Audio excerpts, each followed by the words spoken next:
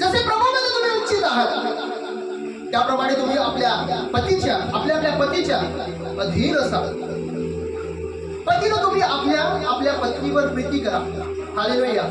पतीला सांगतो की तुमच्या पत्नीवर प्रेम करा. असा आता हा जो बायबल सांगते की पती हो तुम्ही आपल्या पत्नीवर प्रेम करा.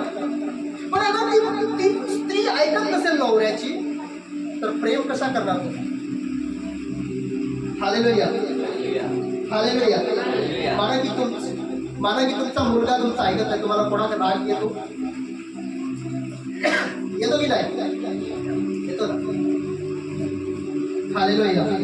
माना की नवरा तरी घरचा मुख्य आहे, नवरा एक घरचा मुख्य आहे आणि तुम्ही त्याच्या अधीनतामध्ये आहात. हालेलुया. भले प्रभूमध्ये नाही जगामध्ये आहे, माना की जगामध्ये आहे, पण जगामध्ये असताना ती अगर बाई त्या नवऱ्याच्या अधीन नसेल तर नवऱ्याला राग येतो. या एक पिणारा असेल तर मारतो, अगर बिलकुल ऐकत नसेल तर ती धक्का मारून त्याच्या आईच्या घरी पाठवून देतो. मी बघितलेला आहे. हालेलुया. पण हा वचन त्यांच्यासाठी नाही, हा वचन विश्वासी लोकांसाठी आहे.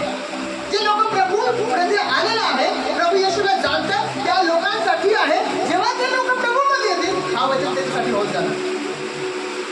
हा वचन घेऊन त्या जगातील लोकांना जाऊन सदा की हे बाई तुला नवऱ्याच्या अधीन राहायचं आहे, माझी मर्जी. तू शिकवणारी कोण आहेस? तुमचा झगडा होणार. हालेलुया. मला शिकवू नको नवऱ्याचे बरोबर कसं वागायचं. मला शिकवू